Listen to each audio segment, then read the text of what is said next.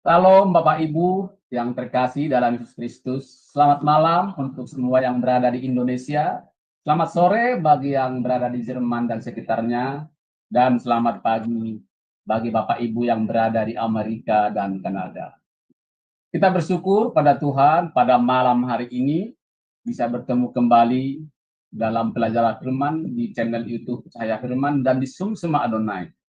Bersama dengan pembicara kita adalah Ibu Pendeta Muda, Dr. Anda Magdalene Caroline Da Costa, MD, PhD, dengan materi bersabar dalam penderitaan. Sebelum memulai pelajaran firman, kita akan awali dengan doa terlebih dahulu. Mari Bapak Ibu kita berdoa.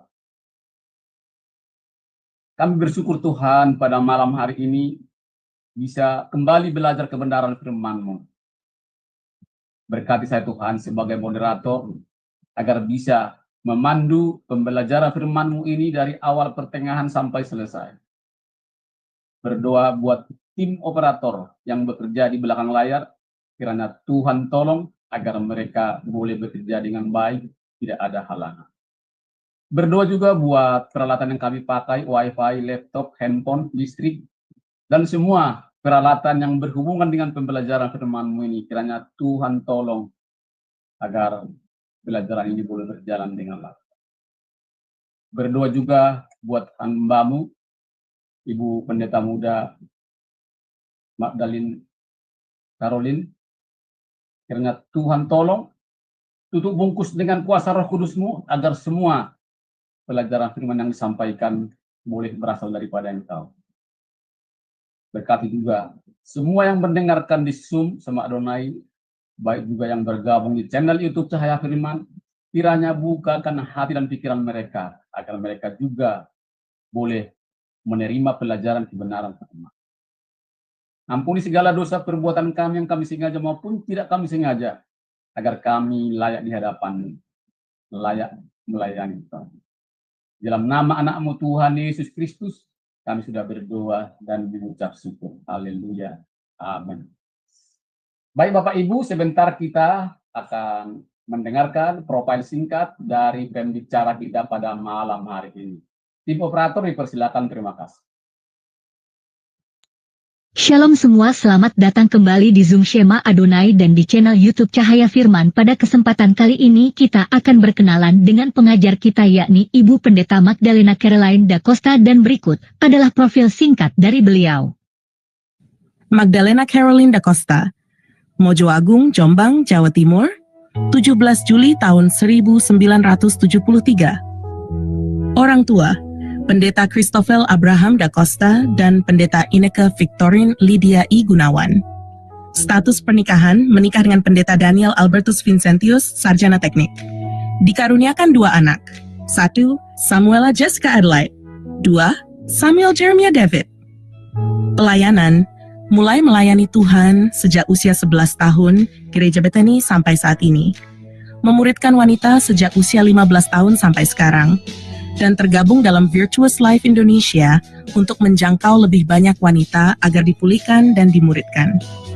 Pada tahun 2004, sempat tinggal di Sydney, Australia, untuk merintis cabang Bethany Sydney yang kini dilanjutkan oleh rekan lain. Pendidikan, tahun 1994, Sarjana Pendidikan, Universitas Widya Mandala, Surabaya, Keguruan Bahasa Inggris dan Seni. Tahun 2019, Magister Sains, Studi untuk Konselor. Lanjut, Certified Coaching dan Mentoring untuk Trauma Healing. Tahun 2024, Magister Divinitas MDiv, ACOM, Asia College of Ministry, Australia. Tahun 2025 menyelesaikan pendidikan S3 di Dayspring Theological University, Texas, Dallas, di Indonesia dan di Israel Bible Center. Pengalaman kerja dan pelayanan. Bidang pendidikan dan terapi, tahun 1996 sampai tahun 2002, mengajar di sekolah YPPI dan Santo Hendrikus. Tahun 1996 sampai sekarang, menjadi terapis anak autisme di CA Center. 10 tahun terakhir lebih berfokus pada terapi privat. Tahun 2012 sampai tahun 2016, mendirikan sekolah Royal Family untuk anak-anak kurang mampu. Tahun 2004 sampai sekarang, mengajar di Dayspring Theological University, Texas, Dallas di Indonesia. Bidang konseling dan mentoring. Tahun 2019 sampai sekarang, tergabung di Virtuous Life Indonesia sebagai pemimpin, pelatih, dan mentor. Tahun 2020 sampai sekarang, tergabung di Blessing Counseling sebagai konselor. Tahun 2021 sampai Mei tahun 2024, asisten admin dan akademik di Blessed Bible College Online, Bali. Tahun 2022 sampai sekarang, asisten di Asia College of Ministry, Australia di Indonesia. Bidang pelayanan dan misi, tahun 2004 sampai tahun 2006, bekerja sebagai terapis lansia di Panti Jompo, Sydney, Australia. Tahun 2006 sampai sekarang, tergabung dalam pelayanan pedesaan di JJP Ministry. Tahun 2006 sampai sekarang, tergabung sebagai fasilitator dalam pelayanan wanita bijak. Tahun 2010 sampai sekarang, melayani di Persekutuan Doa Priscilla Aquila dalam bidang pujian dan penyembahan. Tahun 2017 sampai sekarang, tergabung dalam pelayanan peniup shofar Kota Surabaya. Tahun 2018 sampai sekarang, tergabung di pelayanan wanita Sungai Sukacita Ministry bersama evangelis Indri Pardede. Tahun 2021 sampai sekarang, melayani di Persekutuan Doa House of Blessing.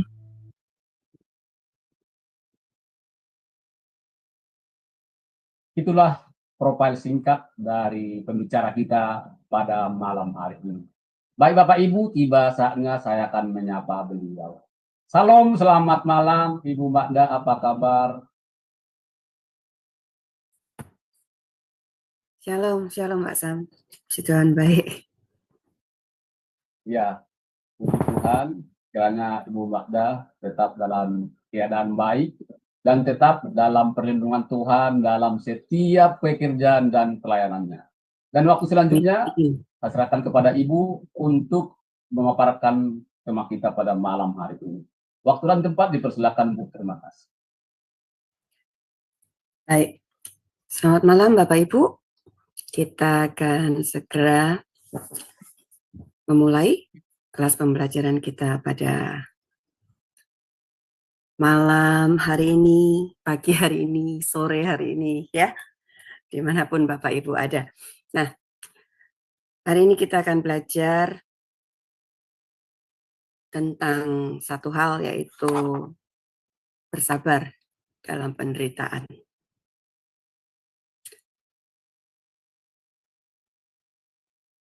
Yang paling tidak disukai sama kita-kita adalah yang namanya bersabar. Bersabar menunggu, ya. Bersabar harus antri gitu ya, dan lain-lain. Pokoknya suruh sabar itu agak susah kita. Iya Pak, iya Pak Sam. Iya Bu, benar. Ya, jadi ketika kita memang harus sampai di titik belajar untuk sabar, ternyata banyak gagalnya gitu ya. Nggak usah Bapak Ibu, saya juga banyak gagal. Jadi kita harus terus bersabar. Karena orang sabar itu ujiannya itu setiap saat Bapak Ibu ya. Jadi bukan nunggu Tuhan, saya minta sabar, enggak. Tapi setiap saat kita ujian terus kalau sabar. Baik, saya izin untuk share screen sebentar.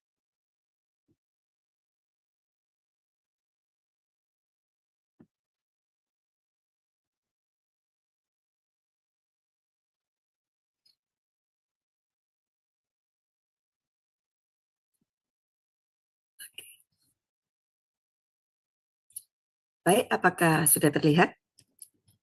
Sudah, Bu. Ya. Kalau dari gambar ini, Bapak Ibu kira-kira bisa menduga nggak ya, Saya mau bicara soal siapa nih? Gitu.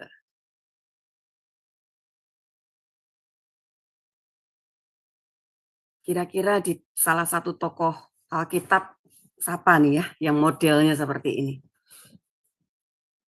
Siapa Pak Sam? Ayub, Bu. Ayub. Iya. Ah, Dan juga Paulus. ya, oke. Kita akan bahas mengenai si Ayub gitu ya untuk kali ini. Tapi sebelum kita masuk di pembahasan di Ayub, yuk kita buka dulu di 1 Korintus pasal yang ke-10 ayat yang ke-13b. Silakan Pak Sam, mungkin bisa bantu saya.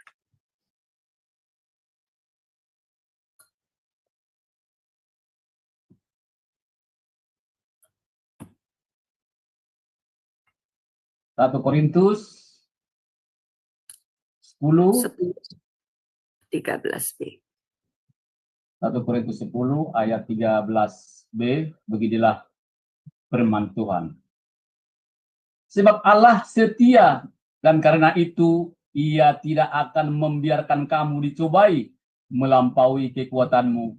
Pada waktu kamu dicobai, Ia akan memberikan kepadamu jalan keluar, sehingga kamu dapat menanggungnya. Amin. Ya. Kenapa kok saya mau kita buka dulu ayat ini, baca dulu. Supaya ini kita mau tanamkan terlebih dahulu janji firman yang sudah disediakan bagi setiap kita. Sebab Allah itu, Dia adalah Allah yang setia. Karena itu, Dia tidak akan membiarkan kamu dicobai melampaui kekuatan. Pada waktu kamu dicobai, Ia akan memberikan kepadamu jalan keluar. Sehingga apa? Kamu dapat menanggungnya. Nah,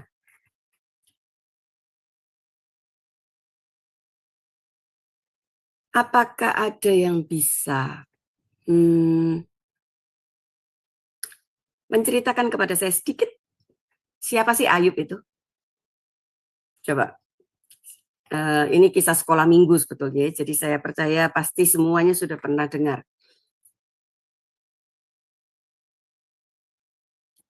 Ayub itu adalah seorang yang sabar, yang bertahan dalam segala masalah, walaupun banyak pencobaan,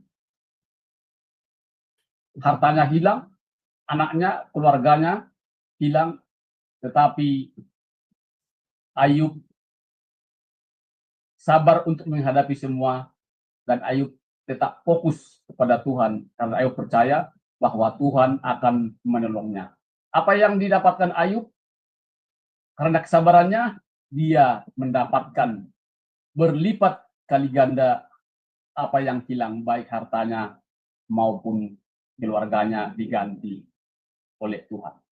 Itu sekilas Ibu Magda, terima kasih. Oke. Ya, saya nambah ya Bu Magda. Silakan. Kalau Ayub itu adalah salah satu dari tokoh-tokoh di dalam Alkitab, tetapi ini Ayub ini berbeda karena Ayub ini latar belakangnya dia kan orang kaya ya. Nah, dia memiliki kehidupan yang saleh, dia kehidupan yang takut akan Tuhan, dan dia hidupnya jujur. Itulah Ayub yang ada di dalam Alkitab, Bu. Oke, terima kasih. Iya, silakan Pak Daniel. Silakan Pak Daniel Simon. Sudah dibuka mic-nya. Iya, kalau saya juga kagum sama Horatio yang mengarang lagu It Is Well With My Soul. Nah, kalau Horatio ini kan dia tuh nggak dipulihkan. Jadi kekayaannya yang berlimpah akhirnya habis sama istri, anaknya juga, teman dia tetap bisa memuji Tuhan. Padahal dia akan dipulihkan. Maksudnya, jadi yang penting tuh jiwanya selamat. Kalau Ayub kan, saya lihat tuh masih mendingan ya. Ceritanya kan dipulihkan sampai 2 kali lipat. Saya lebih kagum juga sama Horasionya itu. Iya, terima kasih Bu Magda. Iya, baik. Ada lagi?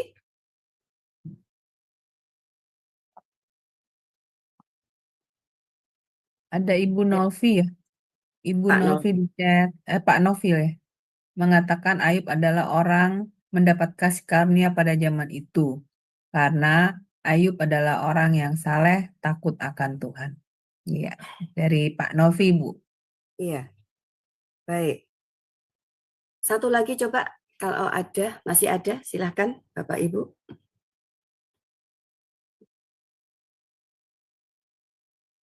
Silakan Bapak Ibu yang mau berpartisipasi, yang mau kasih pengetahuan tentang kesabaran Ayub. Ya, kata Ibu Ratna, Ayub Ayub setia. setia. Setia. Kalau saya Bu, kalau saya Ayub adalah seorang yang tahan menderita. Iya, kuat dia Iya. mentalnya terhadap menderita. Iya. Baik. Kita akan coba lihat ya. Siapa sebetulnya Ayub?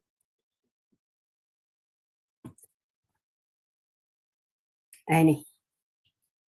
Kita mau lihat dulu faktanya ya. Beberapa fakta nyata tentang seorang Ayub. Ayub itu dia hidup selama 140 tahun. Ya, usianya. Itu ada di Ayub pasal yang ke-42, ayat yang ke-16. Lalu juga ketiga sahabat Ayub yang datang berdebat dengan Ayub pun tercatat dari keturunan mana mereka berasal. Si Elifas, orang teman, adalah keturunan dari Esau.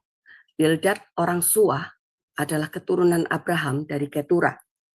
Sofar, orang Naamah, ditambah Elihu, orang Bus, adalah keturunan Nahor, ayah Abraham. Nah, jadi kitab Ayub ini diperkirakan yang nulis itu adalah Musa. Ya. Nah, kita mau lihat dulu. Ayub pasal yang pertama. Bapak Ibu yang di rumah, yang di Zoom mungkin bisa buka Alkitab ajaibnya ya, yang kita punya masing-masing gitu ya, yang bisa dibawa kemana-mana, bisa dibuka di Ayub pasal yang pertama, ayat yang pertama.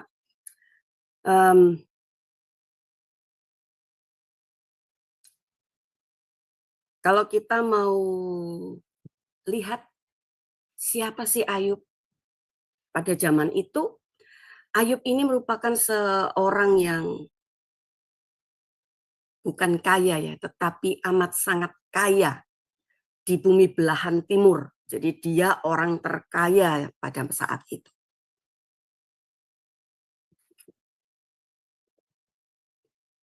Tidak cuma kaya, tapi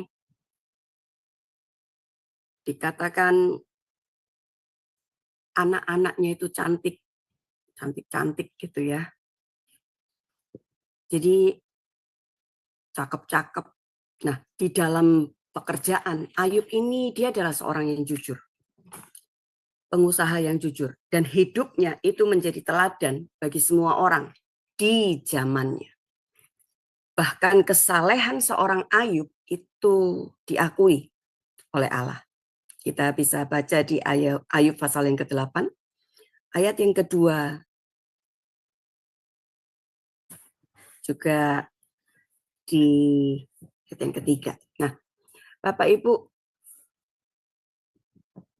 ternyata tidak hanya saleh, jujur, takut akan Tuhan, tapi dikatakan juga Ayub ini sangat seseorang yang sangat memiliki integritas yang tinggi. Jadi dia selalu menjaga dirinya agar tidak melakukan kejahatan. Ayub sangat mencintai keluarganya. Bahkan dia juga secara rutin mempersembahkan korban bakaran untuk mereka. Jadi kalau ini bisa dianggap seperti ini ya, kalau misalnya anaknya habis berhura-hura gitu ya, pada masa-masa itu.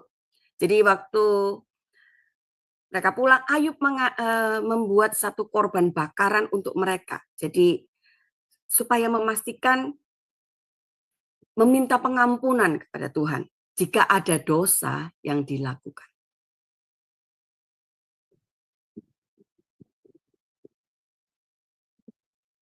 Hartanya banyak.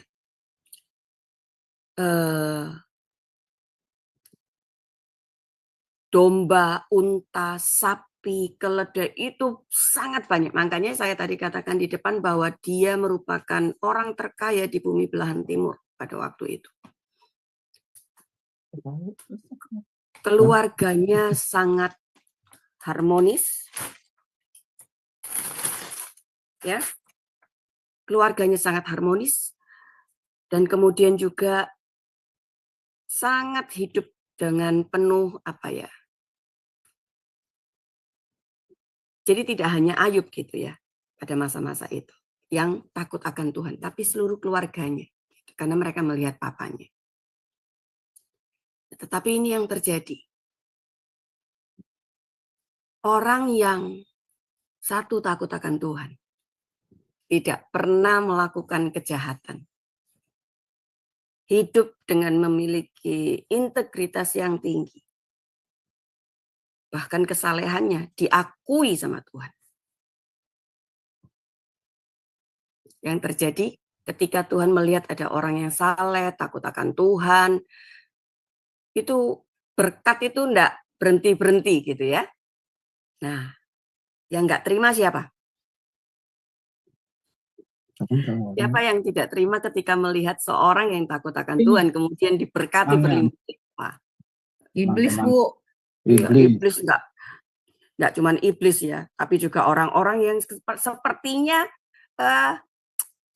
baik di depan si Ayub gitu ya. Mereka, kenapa ya orang ini kok diberkati seperti itu? Tapi terlebih si iblis ini dia betul-betul enggak terima. Makanya dia menghadap kepada Tuhan. Boleh enggak kamu angkat tanganmu dari? Jadi dia beranggapan bahwa tangan Tuhan itu memagari kehidupan Ayub. Sehingga ketika dia mau coba-coba ganggu, kok nggak bisa gitu.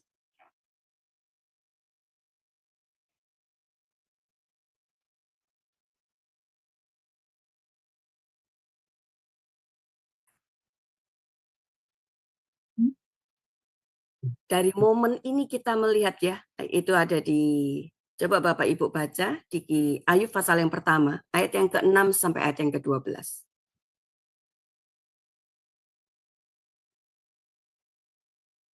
Ayub yang pertama, 6, ayat 6 sampai 12. Ayat 6 sampai 12, beginilah firman Tuhan. Pada suatu hari datanglah anak-anak Allah menghadap Tuhan, dan di antara mereka datanglah juga iblis. Maka bertanyalah Tuhan kepada iblis, "Dari mana engkau?" Lalu jawab iblis kepada Tuhan, "Dari perjalanan mengelilingi dan menjelajah bumi." Lalu bertanyalah Tuhan kepada iblis, "Apakah engkau memperhatikan hambaku Ayub? Tiada seorang pun di bumi seperti dia, yang demikian saleh dan jujur, yang takut akan Allah dan menjauhkan kejahatan." Lalu jawab iblis kepada Tuhan, "Apakah dengan tidak mendapat apa-apa Ayub takut akan Allah? Bukankah engkau yang membuat pagar sekeliling dia dan rumahnya serta segala yang dimilikinya? Apa yang dikerjakannya telah kau berkati, dan apa yang dimilikinya makin bertambah di negeri ini."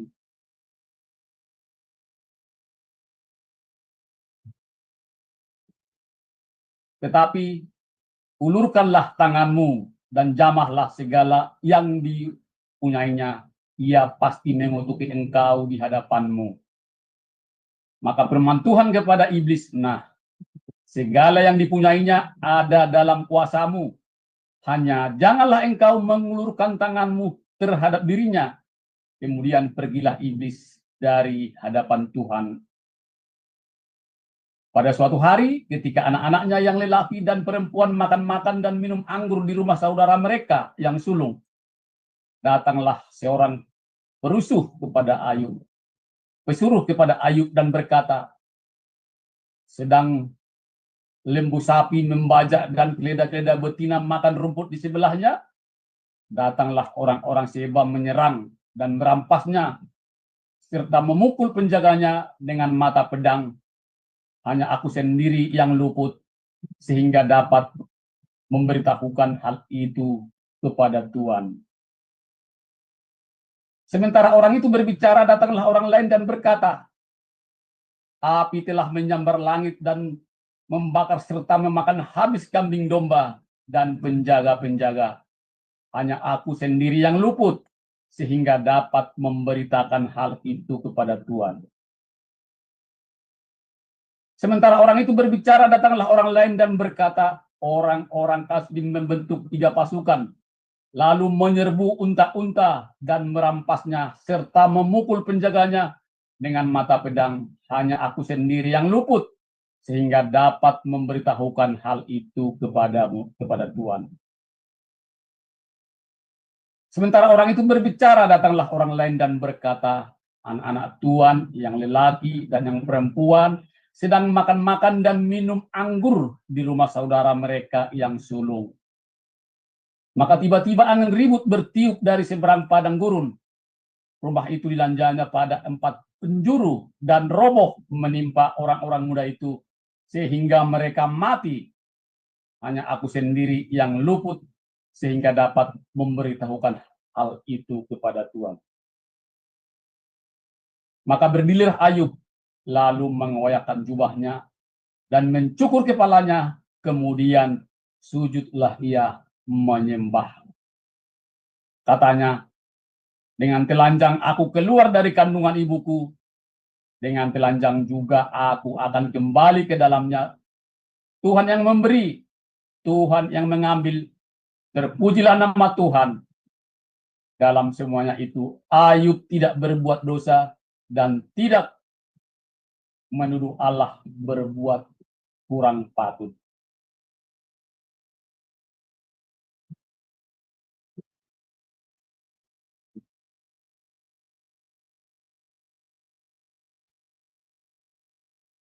Masih di mute, Bu. Oke, baik. Makasih, Pak San. Di sini kita melihat bahwa ternyata setelah anak-anak Allah dan ada di dalamnya termasuk si iblis ini menghadap kepada Allah, ada deal tersendiri yang terjadi antara Allah sama si. Nah, ketika Allah sedang membanggakan, Bapak Ibu ini perhatikan di sini ya. Apakah setiap kita ingin ketika nanti di akhir, ketika kita menghadap Tuhan gitu ya, kemudian Tuhan itu bilang gini, kamu lihat enggak ya hambaku si Sem itu ya, ya, dia takut akan Allah, jujur, saleh, enggak pernah gitu ya, pokoknya melakukan kejahatan. Wah. Ketika hidup kita itu bukan manusia loh yang memuji, tetapi Allah yang memuji. Saya percaya sudah Pak Sam sudah tidak kepingin apa-apa gitu ya. Nggak penting ini. Dapat pujian dari Allah sendiri itu sudah wah lebih dari cukup gitu ya Pak Sam. Betul nggak? Jadi ini yang terjadi ketika Allah berbicara sama si iblis. Dia sangat bangga. Nah ini ya, dia bangga, dia betul-betul apa ya? Seperti kita orang tua, waktu kita punya anak yang luar biasa pinter, nilainya nggak pernah jelek, kemudian dia jadi juara. Kita bakal menceritakan itu ketika kita ketemu sama rekan kita. Wah, anakku tuh luar biasa ya. Dia belajar dengan sungguh-sungguh sehingga dia bisa masuk di sekolah ini, dia bisa dapat beasiswa dan lain. Wah, itu kita dengan bangga bisa menceritakan. Nah, demikian pula apa yang dirasakan Bapak kepada seorang Ayub yang dikatakan saleh, tidak pernah berbuat salah, takut akan Tuhan.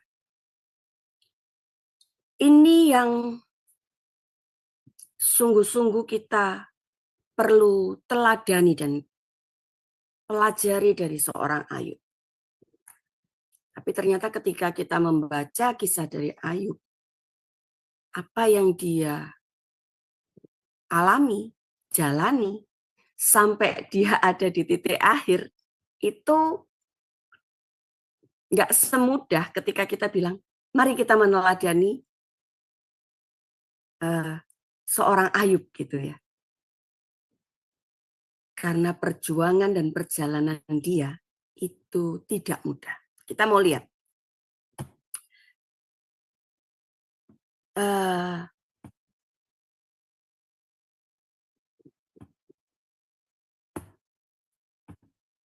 Ayub seorang yang terkaya, ya. Hidupnya mungkin kalau kita lihat gambarnya sini, kita bisa lihat ya. Ayub memiliki 7.000 ekor domba. Mungkin kalau misalnya dijual itu bisa kalau misalnya mereka memiliki anak itu bisa menghasilkan 2,52 miliar per tahun. Lalu dia juga punya 3.000 ekor unta. Ya, lalu 500 ekor keledai betina. Kemudian 500 pasang lembu. Yang bisa Ayub hasilkan setiap hari dari ternaknya ini. Nah itu. Dari dombanya dia bisa dapat 2,52 M per tahun. Kalau dari untanya bisa 300 juta per hari. Kalau dari lembunya 50 juta per hari. Dari keledai betina sekitar 17,5 per hari.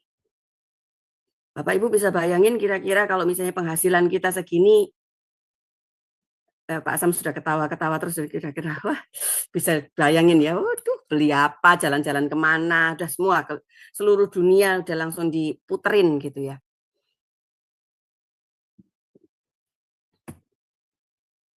Tapi kalau kita lihat ternyata Ayub itu sekalipun dia orang kaya, dikatakan kesalehannya itu akhirnya Tuhan izinkan untuk diuji oleh si iblis. Waktu si iblis bilang, iya kan tanganmu kan ada di situ, coba ulurkan. Jadi maksudnya angkat coba tangan perlindunganmu daripada Ayub. Aku mau lihat nih gitu ya, kira-kira dia akan tetap percaya sama Tuhan, menyembah Tuhan, atau dia akan mengutuki. Nah,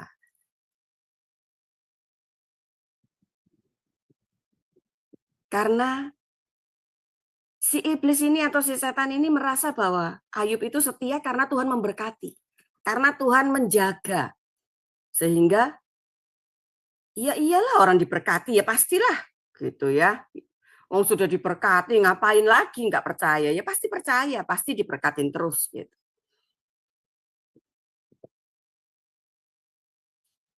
Nah ini dealnya muncul setelah si setan ini ngomong seperti itu ya. Di ayat yang pertama, pasal yang pertama ayat yang ke-12 tadi. Tapi deal ini tidak diketahui oleh si Ayub.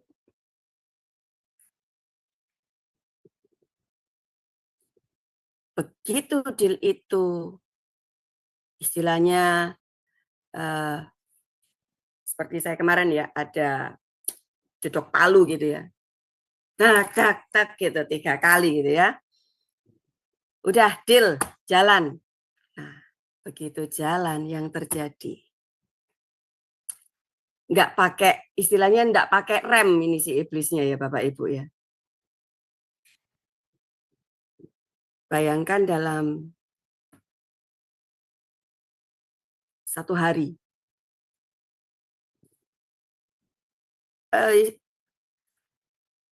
Mungkin istilah saya nggak ada waktu untuk, ini bahasa Jerman ya, sampai di sini dari Jerman, nggak ada waktu untuk ambekan atau mencari untuk bernafas. Karena apa? Dari pencobaan yang satu kepada pencobaan lain itu langsung. Kalau kita aja, Bapak Ibu, seorang, kalau tadi yang awal baru pekerjanya bilang, oh ada ini kebakaran di sini, semua mati semua ternak-ternak kita. Oh ada di sini. So, akhirnya terus tadi yang ternak-ternak yang tadi saya berikan gambaran itu tadi habis semua ceritanya. Kira-kira kalau sudah kayak gitu bisa serangan jantung langsung mati gitu ya. Kalau orang lain ya Bapak Ibu atau kita ya, begitu dengar berita itu udah tidak pakai nunggu lama gitu, kita sudah dapat serangan jantung gitu. Tetapi si Ayub ini dia betul-betul baru dengar, oh mungkin belum memberikan instruksi selanjutnya apa yang harus dilakukan gitu ya kepada pegawainya. Pegawai yang satu lagi datang, bilang begini, belum ngomong lagi, satu lagi datang, belum ngomong satu lagi datang. Sampai yang terakhir apa? Anak-anaknya mati. Enggak satu loh Bapak Ibu. 10-10-nya mati semua.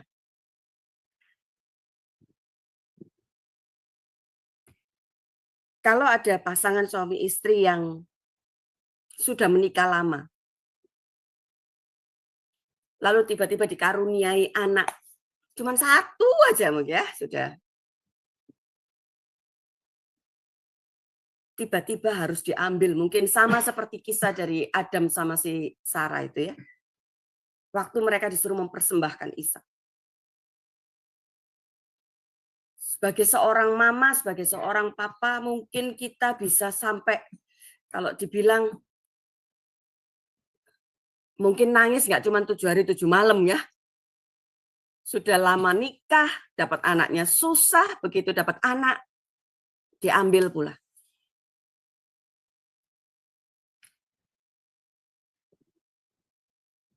Itu kita baru punya anak satu.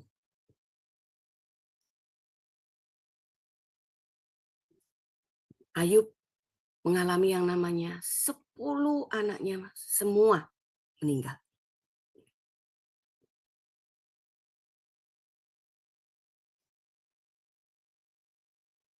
Tidak berhenti sampai di situ.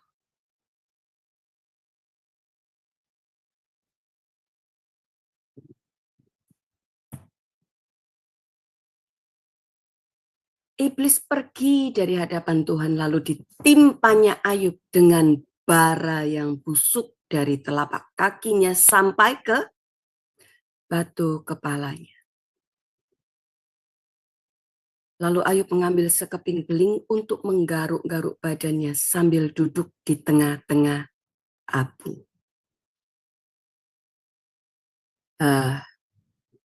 Bapak Ibu, pernah digigit nyamuk enggak? Pernah, Bu. Nah, Bu. Kira-kira kalau digigit nyamuk kemudian kita pukul sampai nyamuknya kena gitu kan, terus meninggalkan satu rasa ya di tangan kah, kaki kah, itu gimana rasanya? Gatel, Bu. ya, gatel ya. Gatel, Bu. Baru Iya. digigit nyamuk itu ya. Iya. Dan kemudian kita udah garuk-garuk, enggak karuan, udah terlalu kita kasih minyak, wah. si Ayub, apa yang dialami Ayub itu tidak cuma sekedar kayak digigit nyamuk, Bapak Ibu. Tetapi dia mengalami yang namanya bara, dikatakan ya, bara yang busuk dari telapak kaki sampai ke batu kepalanya. Sehingga Ayub harus mencukur rambutnya. Saking gatalnya. Nah ini, saking gatalnya.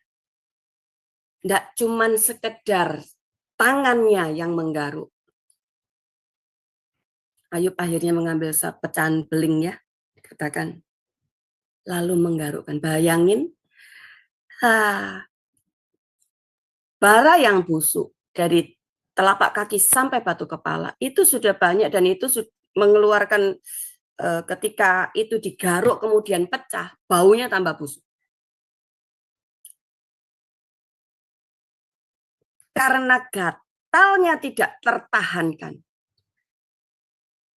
Tangan sudah enggak apa. Kalau tidak mempan, tidak apa itu namanya. Bahasanya apa ya Pak Sam ya? Sehingga dia ngambil beling itu tadi. Bayangin kita kena pisau saja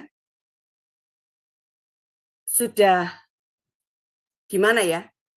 Waktu kita motong, mungkin para wanita, ibu-ibu yang ada di sini, ketika kita mau masak, kemudian kita potong lalu tidak sengaja melukai jari kita, itu sudah rasanya nyeri, nggak karu-karuan, betul ya? Ketika kita kena pisau. Ini sudah ada bara, lalu ditambah sekeping beling yang terus dia gosokkan, dia garukkan untuk supaya apa? Menghilangkan gatalnya. Mungkin yang sudah kering jadi basah lagi, berdarah lagi. Karena apa? Gatalnya nggak ketulungan.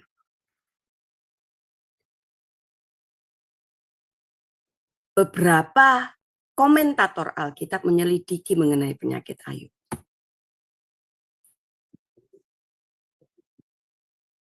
Apakah mungkin kusta atau lepra, elefantiasis ya, atau kaki gajah, lalu juga bisa cacar api.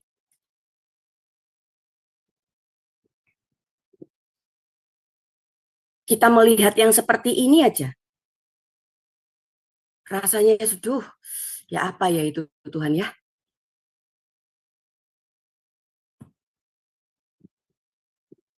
Pasal yang kedua, ayat yang ke-7, bisul yang bernanah dan meradang. Ayat yang ke-8, badannya sangat gatal sehingga digaruk dengan beling. Sudah bentuknya seperti bisul, bernanah dan meradang. Bisa dibayangkan Bapak Ibu, kemudian digaruk dengan beling. Pecah lagi, lalu berdarah lagi, bernanah lagi, sampai itu terus berlangsung. Perubahan pada kulit wajah yang mengakibatkan cacat. Hilang nafsu makan. Rasa akan memiliki rasa takut dan depresi. Nah ini, bisul-bisulnya terbuka, berkeropeng, pecah, dan keluar nanah. Pasal 7 ayat yang ke-5. Cacing timbul dari luka itu.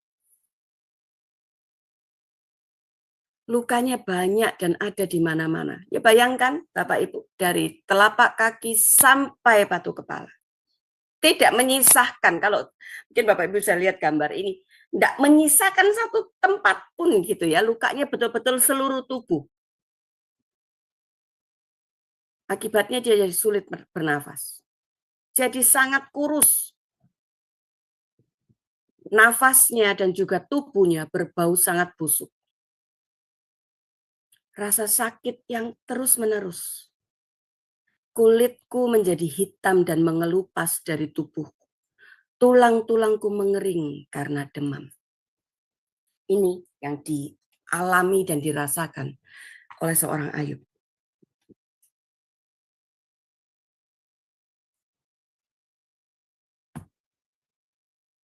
Ya, iblis membuat anak-anak Ayub meninggal, ada 10. Dia terluka, ya kurang lebih seperti ini ya Bapak Ibu ya. Bisa diperhatikan ya ini. Luka-luka yang bernanah. Buka, kemudian ketika digaruk sama beling, jadi keluar darah lagi, meradang lagi.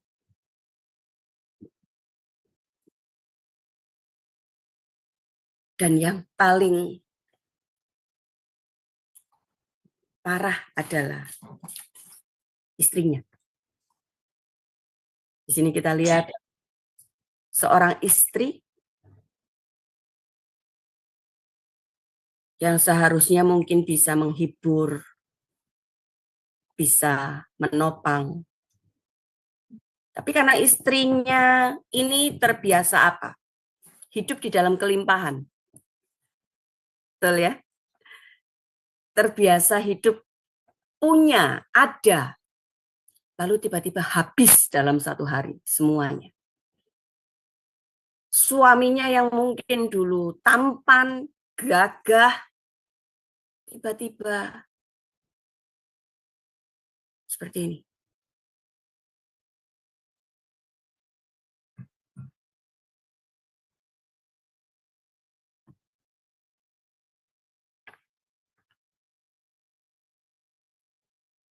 Kalau kita mau lihat dan perhatikan ya,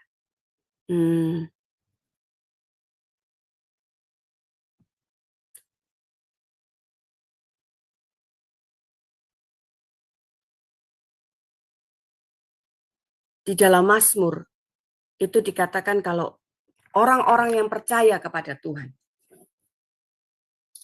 malaikat Tuhan itu akan berkeliling, berkemah di sekeliling orang-orang yang takut akan Tuhan, lalu meluputkan. Mungkin kalau kita mau lihat dari kisahnya Ayub, ini di mana malaikat Tuhannya, gitu ya.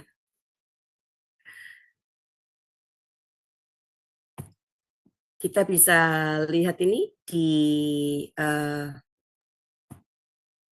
Mazmur pasal yang ke-34,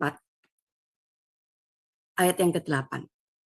Lalu di Mazmur 91 ayat yang ke-7 sampai 11. Dikatakan walaupun 1.000 orang rebah di sisimu, kemudian 10.000 di sebelah kananmu, tetapi itu tidak akan menimpamu. Engkau hanya menontonnya dengan matamu sendiri dan melihat pembalasan Tuhan terhadap orang-orang fasik. Sebab Tuhan ialah tempat perlindunganmu, yang maha tinggi telah kau buat tempat perteduhan. Malapetaka tidak akan menimpa kamu dan tulah tidak akan mendekat kepada kemahmu. Sebab malaikat-malaikatnya akan diperintahkannya kepadamu. Untuk apa? Menjaga engkau di segala jalan. Nah, bagi sebagian kita, mungkin kita akan mengklaim nih semua janji-janji Tuhan ini ya. Pada waktu kita dalam kondisi seperti Ayub. Tuhan, kamu bilang malaikat Tuhan itu akan berkemah di sekeliling aku ya Tuhan ya. Dia akan meluputkan. Lalu walaupun 1.000 orang rebah di sisi kiriku, 10.000 di sisi kanan, itu tidak akan menimpa aku.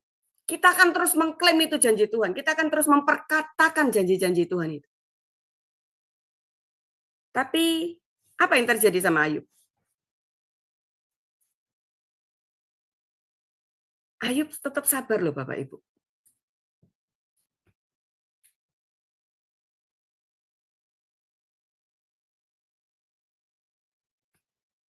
Bahkan sampai yang terakhir ketika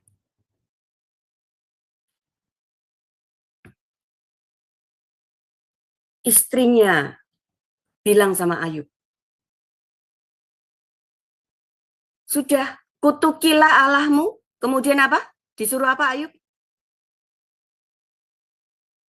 Matilah. Coba Pak Sam bacakan Ayub pasal yang kedua,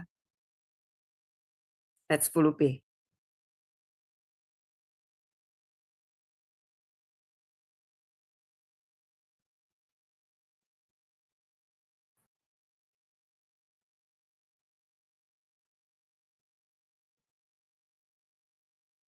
Ayub 2 ayat 10, Bu. Iya. Ya. Begini firman Tuhan. Tetapi jawab Ayub kepadanya, engkau berbicara seperti perempuan gila. Apakah kita mau menerima yang baik dari Allah, tetapi tidak mau menerima yang buruk.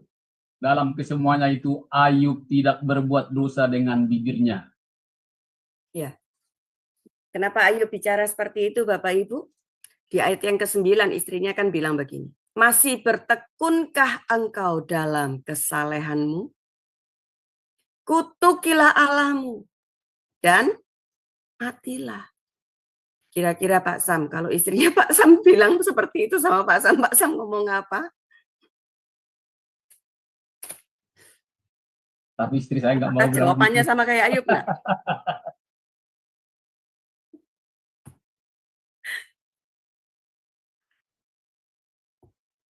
Ternyata nggak gampang kan? Bahwa waktu kita bilang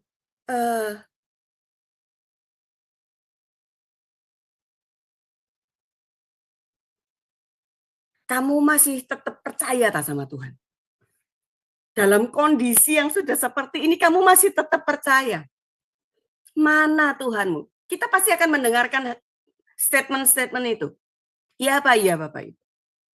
Kamu masih percaya? Tuhanmu mana? Kamu sudah bertekun, kamu sudah melayani Tuhan, tapi mana? Buktinya mana? Lihat hidupmu, apa yang buruk. Nah, itu semua yang bakal kita terima ketika kita mengalami hal yang mungkin ya nyerempet-nyerempet sedikit lah ya Bapak Ibu ya, seperti Ayub.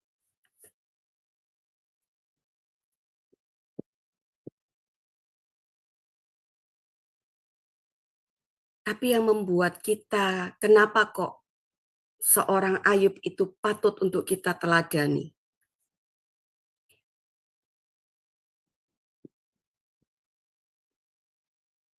Di Ayub pasal yang pertama ayat yang ke-20 sampai 22 dikatakan Ayub mengoyakkan jubah dan mencukur rambut. Ia sujud dan menyembah Tuhan. Statement ini loh yang kadang-kadang bikin, aduh sudah dalam kondisi seperti itu tapi bisa bilang begini. Dengan telanjang aku keluar dari kandungan ibu. Dengan telanjang juga aku akan kembali ke dalamnya. Tuhan yang memberi, Tuhan yang mengambil. Terpujilah nama Tuhan. Bisa enggak kira-kira Bapak, Ibu, dan saya bicara seperti yang Ayub bicarakan ini? Tidak, Bu. Ini Ayub luar biasa loh, Bu. Aduh.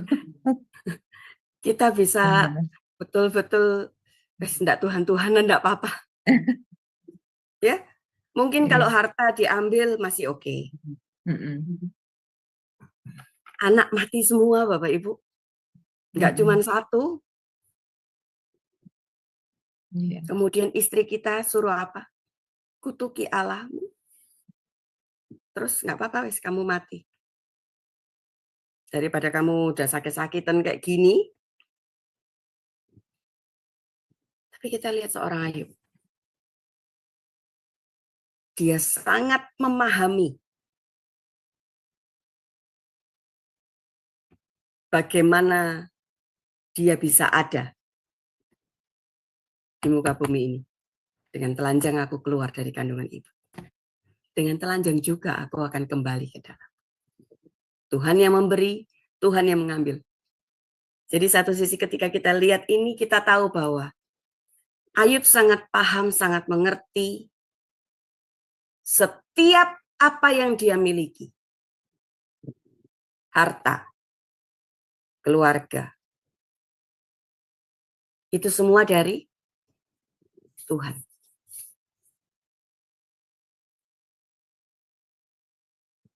Nah, coba kalau Bapak Ibu sama saya, kita baru punya, mungkin kita dapat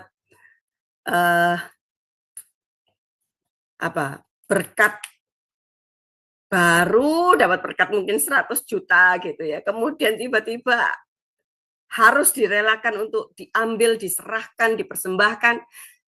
Kita bisa ngomong, Tuhan yang memberi, Tuhan yang mengambil. Terpujilah nama Tuhan. Padahal, aduh, aku harus begini, aku mesti bayar ini, aku mesti begini, dan lain-lain. Apakah bisa? Susah Bapak Ibu.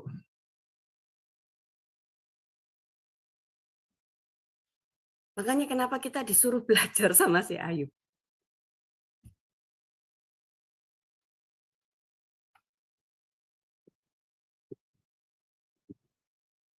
Sangat sukar ketika kita bisa mengatakan puji Tuhan.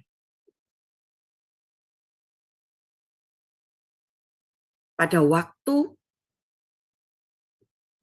apa yang kita miliki itu diambil daripada waktu kita diberi. Oh, kalau diberi masih sedikit kita langsung terima kasih Tuhan. Iya Pak ya.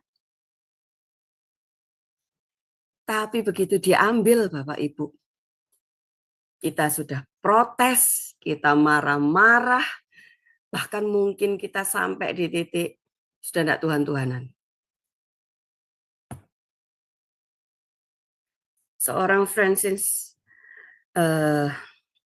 Anderson ya, dia bilang adalah lebih sukar untuk berkata puji Tuhan pada waktu ia mengambil daripada waktu ia memberi.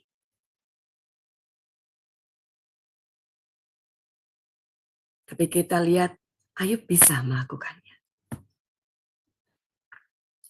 Dan ini perkataan Ayub menjawab ya seperti yang tadi Pak Sam baca. Apakah kita mau menerima yang baik daripada Allah, tetapi tidak mau menerima yang buruk? Makanya sangat mudah ketika kita mengucap syukur pada waktu kita terima hal-hal yang baik ada dalam hidup kita. Anak-anak kita sehat, dapat beasiswa, waduh ya, hubungan suami istri oke, kondisi keuangan oke. Kita akan terus bisa bilang bahwa oh, Tuhan Yesus baik.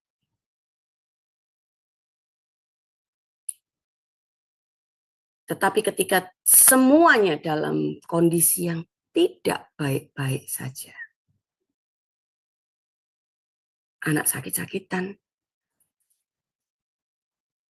kita tidak bisa bayar uang SPP, tidak bisa bayar kebutuhan rumah tangga, suami hilang, istri hilang, apakah kita masih bisa bilang Tuhan Yesus baik?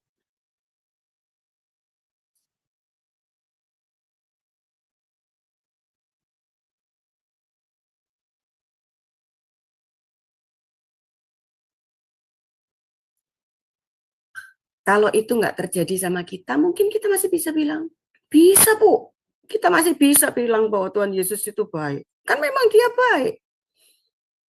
Kamu nggak ngalami gitu ya. Ntar waktu kita bicara gitu, yang mengalami akan jawab, coba kamu pakai sepatuku ya. Gitu ya. Coba Ibu Magda pakai sepatu saya. Nanti saya mau lihat, Ibu bisa bilang bahwa Tuhan Yesus baik atau enggak. Nah,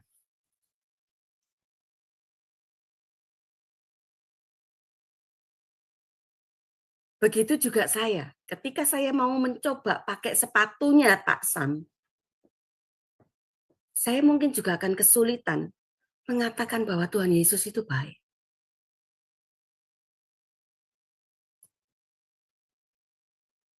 Waktu saya pakai sepatunya Bu Ali, saya mungkin juga nggak segampang itu mengeluarkan statement Tuhan Yesus itu baik sekali buat hidup saya. Begitupun Bu Aling ketika mau coba pakai sepatu saya.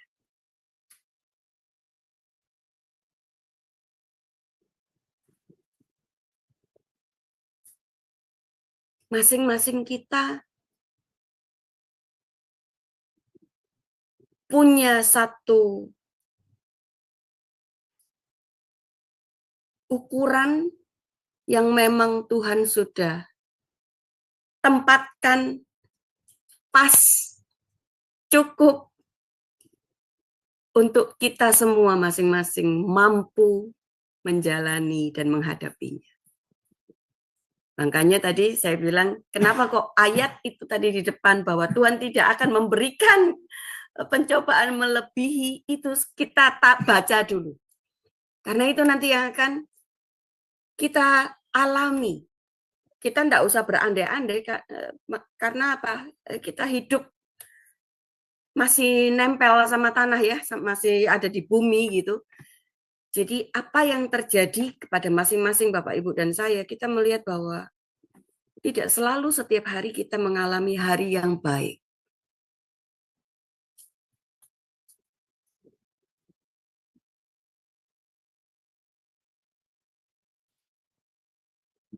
Tetapi kita melihat bahwa upah kesabaran dan ketekunan yang Ayub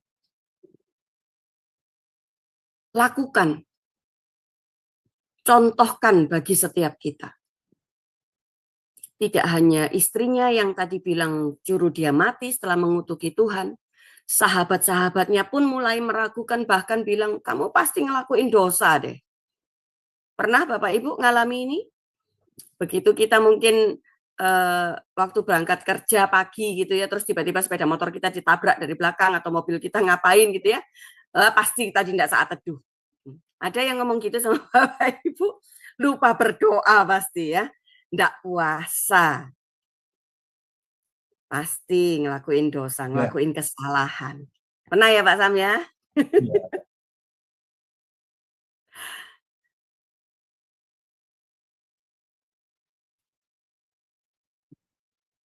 Tidak semua orang-orang mengerti. Waktu kondisi kita baik-baik saja,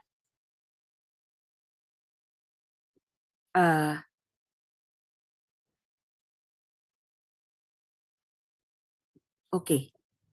Tetapi ketika kondisi kita tidak baik-baik saja, orang-orang yang tadinya dekat sama Bapak, Ibu, dan saya, mereka bisa memalingkan muka mereka, wajah mereka, tubuh mereka daripada setiap kita.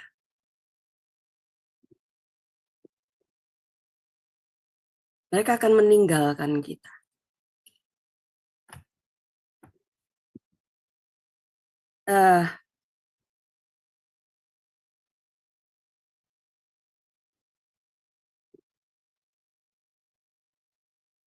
Di sini kita perlu belajar. Ternyata tidak semua orang yang ada di sekeliling kita mau mengerti kondisi dan situasi setiap kita.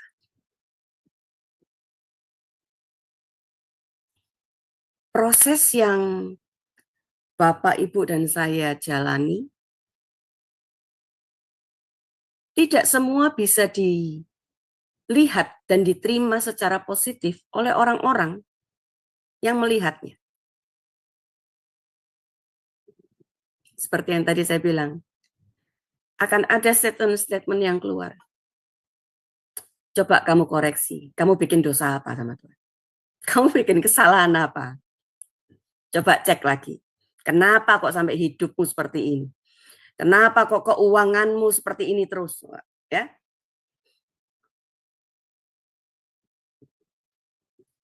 Intimidasi itu akan terus kita bisa dengarkan setiap hari di telinga kita tuh.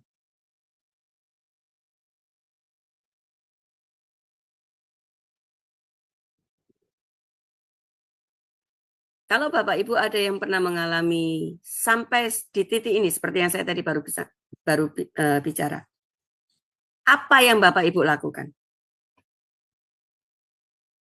Respon apa yang Bapak Ibu berikan kepada mereka-mereka yang mengatakan seperti hal-hal tersebut sama Bapak Ibu? Coba.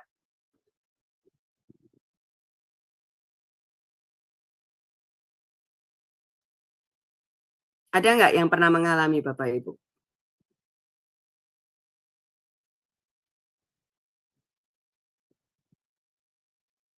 Atau semuanya pada baik-baik saja? Selalu disalahkan ya Bu? Maksudnya selalu disalahkan gitu ya Bu? Seperti seperti kondisi itu tadi yang saya tadi bilang. Ketika mungkin kita ngalamin sesuatu yang entah keuangan kita yang enggak berubah-berubah, ekonomi keluarga kita kayaknya kurang terus mungkin ya, sepertinya gitu loh ya. Orang lain melihatnya seperti itu, lalu tiba-tiba ada yang bilang, orang yang dekat mungkin sama kita, coba dicek Bu Aling ada dosa apa sama Tuhan, ayo, punya nasar apa? Nah, pernah enggak saya, Pak Sam udah ketawa terus nih. Kayaknya Pak Sam yang punya pengalaman kayak gini. Pernah bernasar apa sama Tuhan yang enggak dilakukan, ayo. Iya Bu, jadi kebanyakan mereka itu menyuruh melihat ke dalam diri saya sendiri gitu. Jadi menunjuknya kepada diri saya itu yang harus diperbaiki gitu. Kamu harus memperbaiki dirimu karena apa gitu. Dan yaitu membuat mental saya jadi down dan saya jadi patah semangat. Itu pengaruh terhadap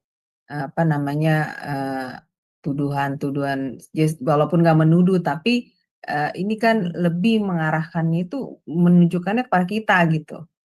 Padahal sebenarnya kalau menurut saya kayaknya nggak begitu ya Bu solusinya. Nah itu menurut saya karena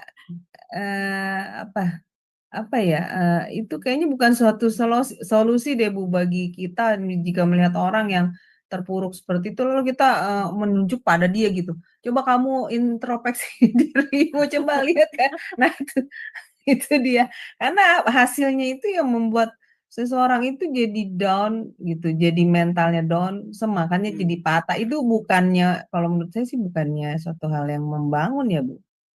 Benar nggak Bu? Iya. Kira-kira kalau misalnya itu terjadi sama orang yang baru kenal Tuhan, terus kemudian kita gituin, kira-kira hilang atau tambah percaya sama Tuhan dianya? Hilang. Dia jadi hilang Bu, benci. Belum Saudara apa, ya kan? Belum Iya. apa-apa, baru juga percaya sama Tuhan. Ketika makanya kamu tuh jangan buat dosa terus, salah. Waduh, udah. Nah, langsung dia murtad Bu. Ini yang kadang-kadang, bukan kadang-kadang, sering dilakukan sama orang-orang percaya.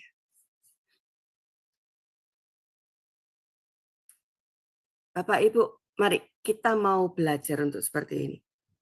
Kita tidak pernah tahu proses Tuhan pada setiap orang yang percaya. Pada orang-orang yang kita kenal, orang-orang yang ada di sekeliling kita. Kita tidak pernah ngerti. Mungkin yang kita lihat adalah apa yang kita lihat ada di depan mata kita ya. Oh, keuangannya kok terus seperti ini. Kok sakit terus kayak gini. Kok anak-anaknya kok susah diatur. Kok begini kok.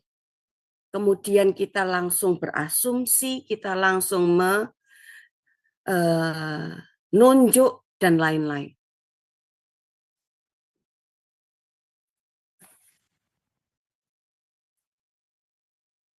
Kita tidak datang sebagai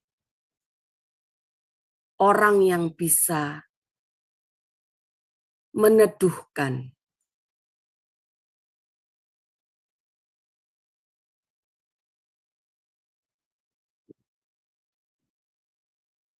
Tapi mari kita semua mau belajar untuk begini.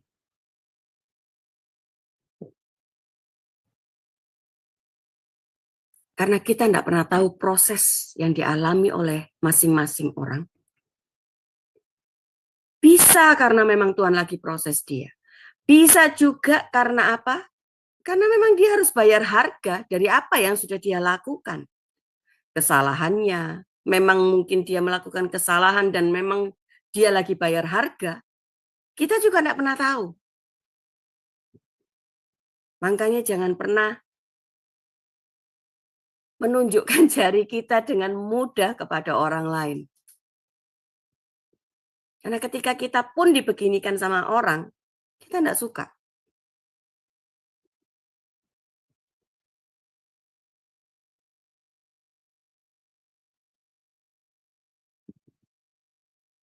Mari kita belajar untuk bisa mendukung, menggandeng orang-orang yang sedang di dalam atau masuk di dalam prosesnya Tuhan.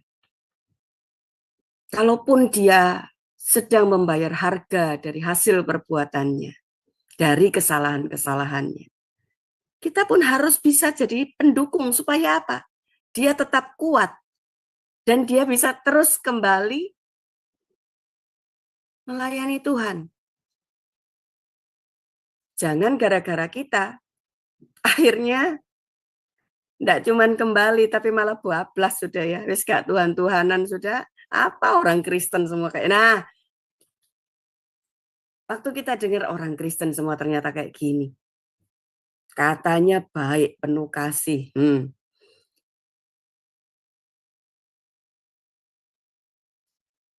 Ayub tidak mengucapkan kata-kata yang negatif, yang buruk, yang sampai membuat dia berdosa lewat perkataannya. Makanya tadi dikatakan waktu Pak Sam tadi baca, Ayub nggak ada kedapatan kesalahan ya dari apa yang dia katakan. Enggak. Saking apanya Bapak Ibu. Saking luar biasanya seorang Ayub ya. Ini ketika dia bersabar, upah yang Ayub terima. Ayub 42 ayat yang ke-12. Tuhan memberkati Ayub dalam hidupnya yang selanjutnya. Lebih dari hidupnya yang dahulu. 7.000 kambing dombanya jadi berapa? 14.000. 3.000 unta jadi 6.000. Semuanya jadi 2 kali lipat. Istrinya tetap 1 sih. Ya. Anak-anaknya hidup lagi, bukan hidup lagi ya. Tuhan mengembalikan anak-anaknya. Dikatakan jadi yang tercantik dan tertampan tuh. Upah dari kesabaran dan ketekunan seorang Ayub. Apakah Ayub membuat kesalahan melalui perkataannya? Enggak. Bahkan Ayub mengakui begini. Kalaupun Tuhan itu bersalah, aku ini siapa gitu ya? Aku punya kuasa apa untuk aku menyalahkan Tuhan gitu.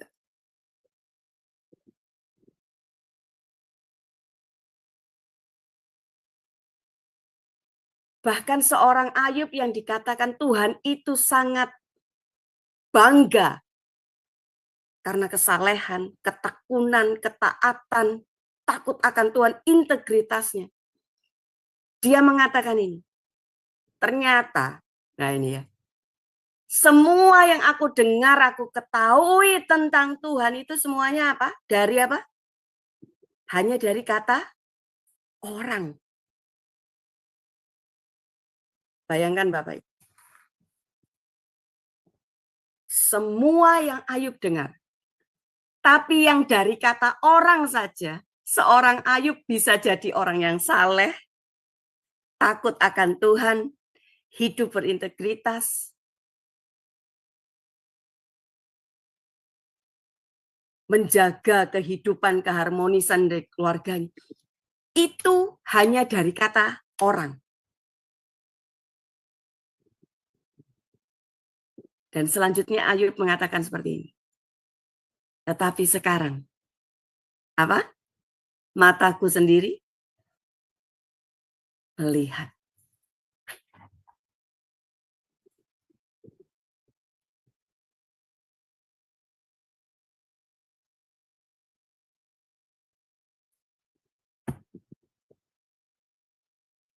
Tujuh orang anak laki-laki, 3 orang anak perempuan, Yemima, Kesia, dan Kerenhap.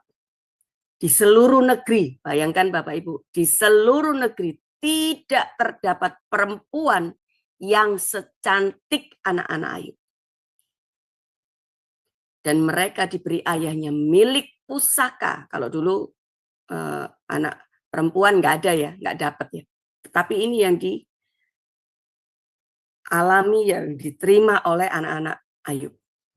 Dan mereka diberi ayahnya milik pusaka di tengah-tengah saudara-saudaranya laki-laki. Nah ini, seperti yang tadi saya bilang, godaan itu akan datang dari mana aja ya. Proses itu akan ada. Mari kita tetap belajar untuk bersabar. Berpegang kepada kebenaran firman Tuhan seperti yang Ayub sudah contohkan dan teladankan bagi setiap kita. Mari tetap mengandalkan Tuhan. Apapun situasinya. Percayalah upah itu akan diberikan bagi setiap kita.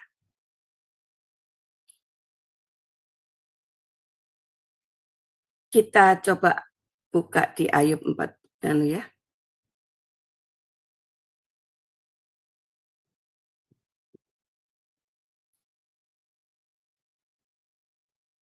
Nah inilah.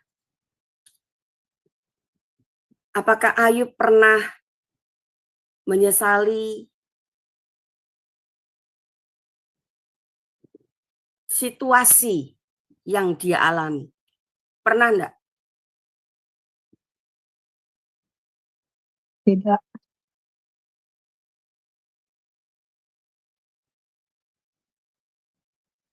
Dari jawabannya kayaknya itu enggak, Bu. Perkataannya semuanya, aduh luar biasa deh, Bu. Ayub, Bu. Ya.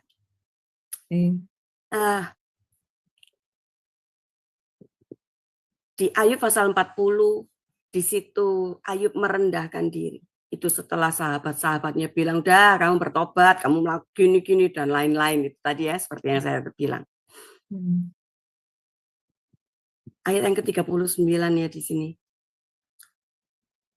Sesungguhnya aku ini terlalu hina. Apakah yang dapat kuberikan kepadamu?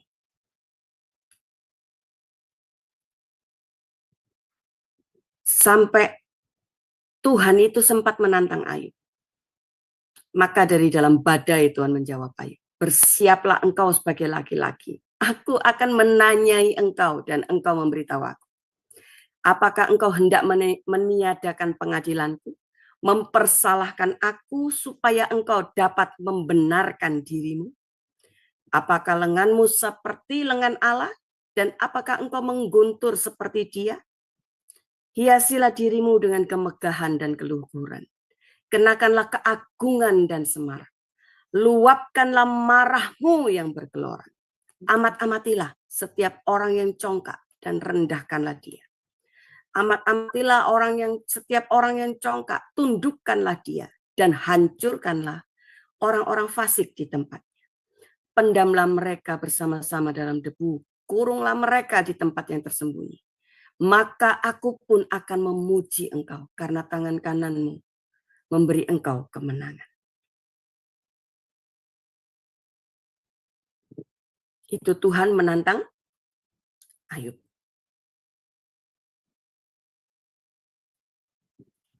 Di Ayub 42, setelah Tuhan menantang Ayub dan kemudian ada gambaran-gambaran mengenai lukisan-lukisan itu, di sini Ayub mencabut perkataannya dan menyesali dirinya. Aku tahu, ya, Ayub jawab sama Tuhan. Aku tahu bahwa engkau sanggup melakukan segala sesuatu dan tidak ada apa? Rencana yang gagal. Rencanamu yang gagal. Firman-Mu, siapakah dia yang menyelubungi keputusan tanpa pengetahuan? Itulah sebabnya tanpa pengertian aku bercerita tentang hal-hal yang sangat ajaib bagiku dan yang tidak ku ketahui. Firman-Mu, dengarlah, maka akulah yang akan berfirman. Aku akan menanyai engkau supaya engkau memberitahu aku. Ayat yang kelima, coba Pak Sam baca. Hanya dari kata orang saja aku mendengar tentang engkau, tetapi sekarang mataku sendiri memandang engkau. 6. Oleh sebab itu aku mencabut perkataanku, dan dengan menyesal aku duduk dalam debu dan abu. Setelah Tuhan menantang Ayub, ini kemudian Ayub menyesali perkataannya dan dia akhirnya sampai di titik sadarnya bahwa ternyata selama ini pengertian, pengetahuan, ketika aku bersaksi, nah ini ya, dia kan bersaksi, menceritakan, betul ya? Aku menceritakan hal-hal yang sangat ajaib bagiku dan yang tidak ku ketahui. Berarti cuma dengar dari kata orang, dia enggak ngerti sendiri loh, Bapak Ibu. Dari kata orang dia dengar. Sehingga waktu dia bilang begitu, ini, oleh sebab itu aku mencabut perkataanku. Dan dengan menyesal aku duduk dalam debu dan setelah Ayub menyesali, mengerti. Jadi sekalipun Tuhan memberikan satu kewenangan kepada si jahat, si iblis ini untuk istilahnya mengambil semua. Tapi kan Tuhan sudah janji apa? Asal jangan kau ambil nyawanya. Wes habis, istilahnya gini, habiskan semua silahkan, nyawa jangan. Setelah dia sadar, setelah dia menyesal, setelah dia bertobat, berarti sekalipun di dalam sakitnya, di dalam penderitaannya, di dalam keterpurukannya, Ayub tahu semua yang terjadi sama dia itu juga pasti ada salahnya, gitu ya. Makanya ketika Tuhan menantang dia dan kemudian Ayub pada akhirnya menjawab.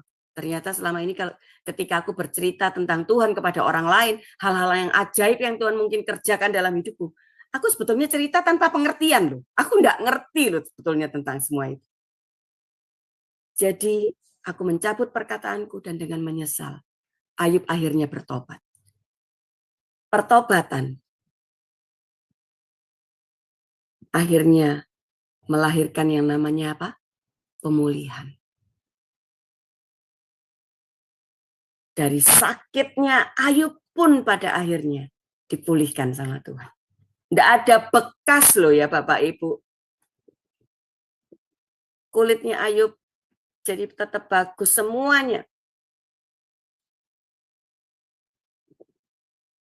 Tuhan tetap marah sama sahabat-sahabatnya Ayub yang tadi nuding-nuding. Nah, jangan sampai kita jadi seperti orang-orang yang jadi sahabat-sahabatnya si Ayub ini yang suka kebiasaan begini-begini terus sama teman-teman kita. Kamu kurang berdoa sih, kamu tadi enggak doa puasa ya, kamu enggak saat teduh ya. Kamu tadi malam enggak ikut doa malam, makanya enggak suka baca firman. Nah, kita enggak perlu suka berkata-kata dan nunjuk-nunjuk orang seperti itu ya Bapak Ibu ya. Tetapi mari ketika ada rekan kita kah, sahabat, anak kah, siapa, orang-orang yang mungkin terdekat dengan kita. Mari kita kuatkan mereka, kita dukung mereka. Supaya mereka cepat selesai. Ya. Nah, sekali lagi. 1 Korintus 10 ayat 13b. Sebab Allah itu setia dan karena itu ia tidak apa? Ya, tidak akan membiarkan kamu dicobai melampaui kekuatan. Pada waktu kamu dicobai, ia akan memberikan kepadamu apa? Jalan keluar.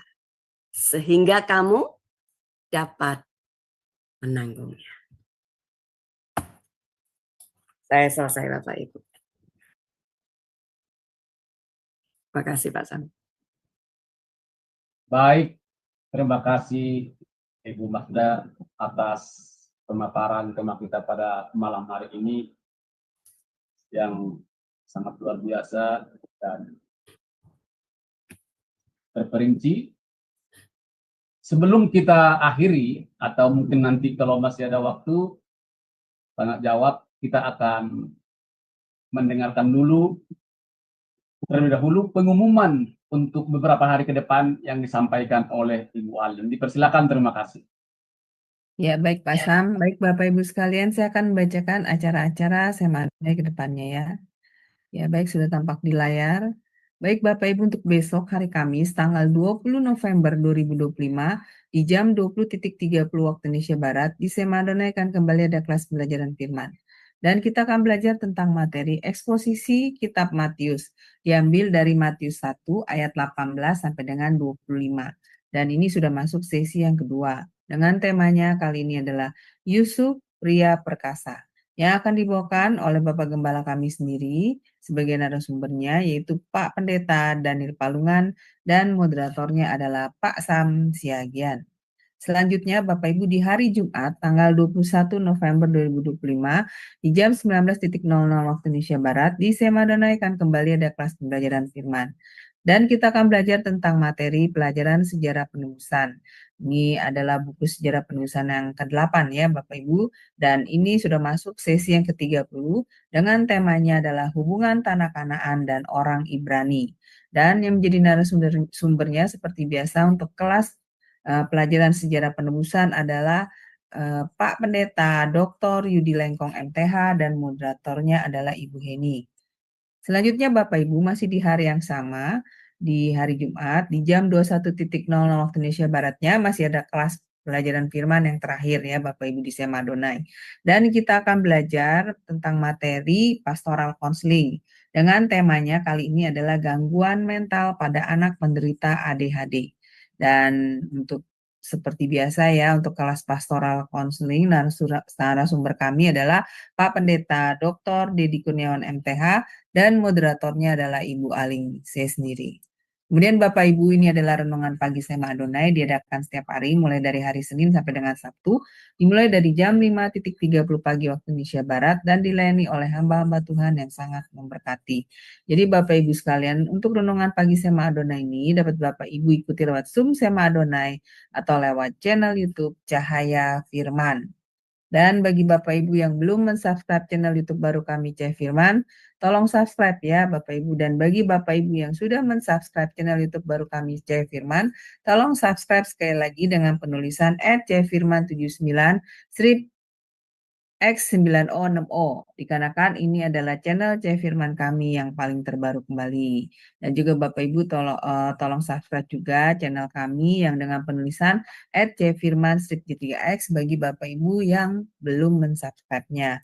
Dan juga Bapak Ibu tolong subscribe juga channel YouTube kami satu lagi yang bernama Sema Adonai Plus dengan penulisan @Sema Adonai Extra. Dikarenakan di channel Sema Adonai Plus ini Bapak Ibu bisa melihat keseluruhan acara rekap dari acara channel Cahaya Firman terdahulu. Dan juga tolong bantu share ya Bapak Ibu channel Cahaya Firman ini kepada yang lain, supaya semakin banyak juga orang-orang yang bisa mengikuti keseluruhan acara-acara dari kelas Sema Adonai lewat channel Cahaya Firman. Terutama program-program dari Sema Adonai yang tidak di-live-kan di channel-channel lain. Seperti program Renungan Pagi Sema Adonai, kemudian Renungan Pagi dari Bapak Gembala kami sendiri, yaitu Pak Pendeta Daniel Palungan yang diadakan setiap hari Jumat 1 kali dalam seminggu, dan juga ibadah online Sema Adonai. Dengan Bapak Ibu membantu men-share channel Cahaya Firman kepada yang lain, sekaligus Bapak Ibu telah membantu channel kami Cahaya Firman untuk menjadi lebih berkembang dan menjadi berkat lagi bagi banyak orang. Terima kasih Bapak Ibu atas perhatiannya. Tuhan berkati. Saya kembalikan kepada Pak Sam sebagai moderator. Dipersilakan. Baik, terima kasih Ibu Aling. Itulah kegiatan di Zoom Sema Adonai dan di channel YouTube Cahaya Firman yang akan ditayangkan besok dan beberapa hari ke depan.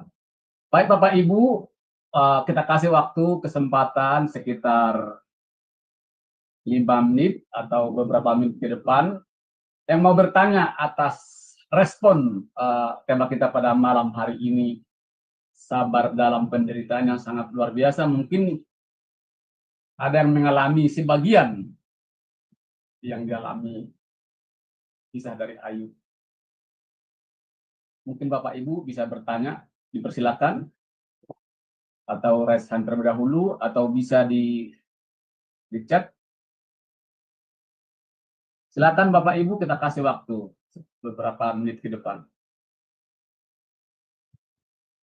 Baik, terima kasih Ibu Magda. Sebelum ada yang bertanya, mungkin tadi tidak semua tadi yang ditanyakan Bu Magda itu terjawab, dan saya juga tidak menjawab tadi itu. Kadang-kadang tadi itu kan di saat kita ada kesulitan, kita terjatuh, baik dalam masalah apapun, baik di perjalanan, kadang-kadang orang itu mengintimidasi kita. seperti kalau kita belajar itu kan ada yang bilang di Matius 7 ayat 3 itu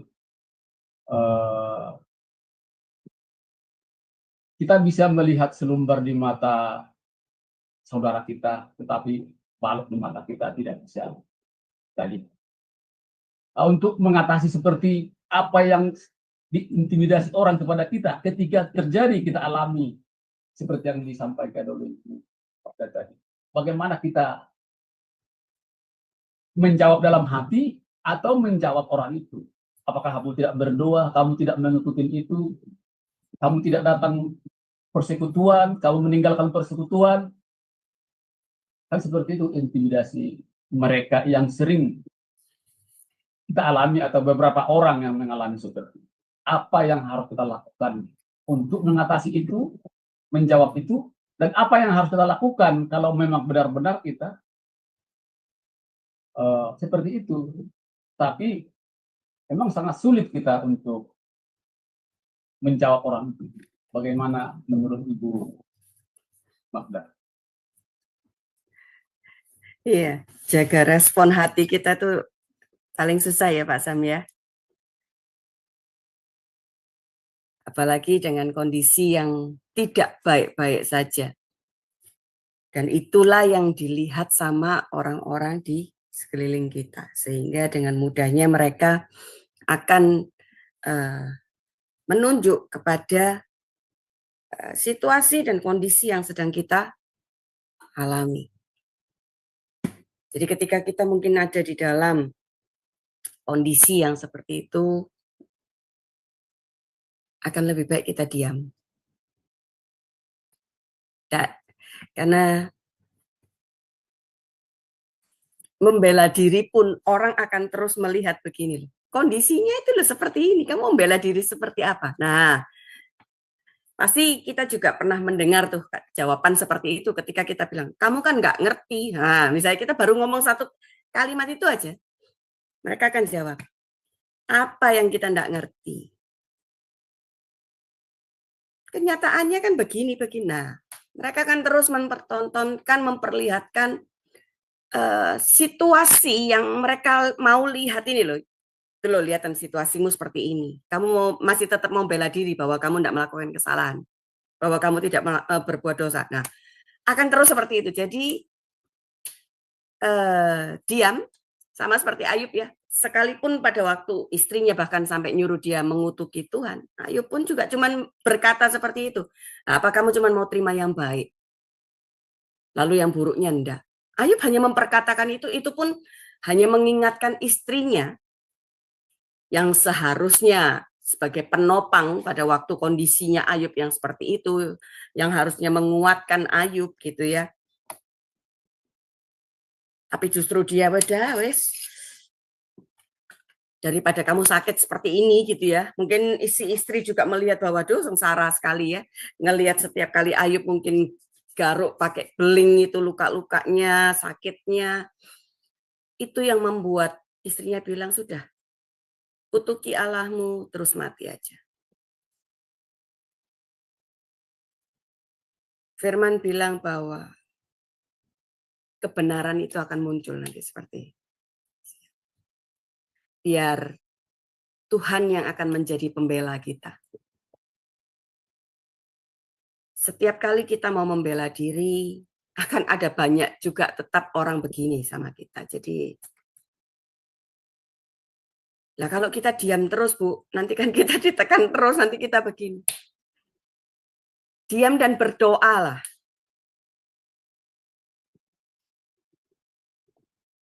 Ketika nanti waktu yang tepat di mana Tuhan memulihkan kondisi setiap kita, pada waktu itu Tuhan yang akan berbicara, gitu ya. Itu sama seperti yang terjadi sama sahabat-sahabatnya Ayub.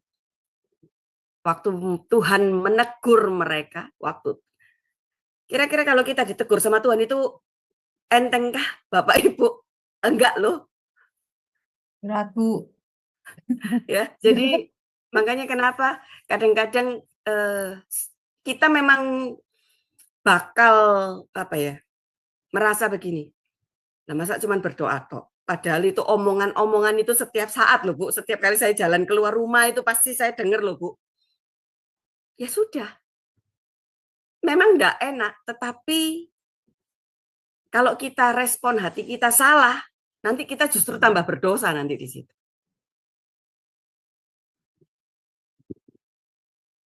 Seperti itu Pak Sam dari saya. Iya. Memang tidak gampang memang menjawab seperti itu apa yang dituduhkan. Tapi pada dasarnya kita tetaplah berfokus kepada Tuhan. Dan kalau saya melihat pelajaran dari Ayub ini, sabar dalam penderitaan itu, ini adalah sangat luar biasa. Memang dari temanya tadi itu, sabar itu memang harus tabah, panjang sabar, tahan menghadapi cobaan, tidak mudah marah, tidak mudah putus asa. Memang sangat susah dilakukan.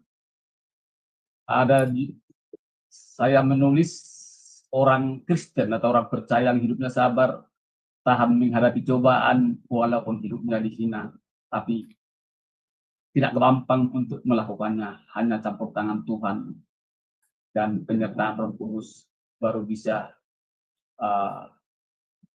melakukan kesabaran seperti tema kita pada malam hari ini. Mungkin karena waktu kita terbatas, Bapak Ibu yang sudah bergabung di Zoom Shema Adonai dan di channel YouTube Cahaya Firman, kalau ada kurang jelas nanti atau ingin mendengarkan ulang apa yang sudah disampaikan oleh Ibu Magda, bisa ditonton di channel YouTube Cahaya Firman. Dan sebagai closing statement, mungkin dari pelajaran tema sabar dalam penderitaan itu, mungkin tadi ada, mungkin tidak semua disampaikan oleh Ibu.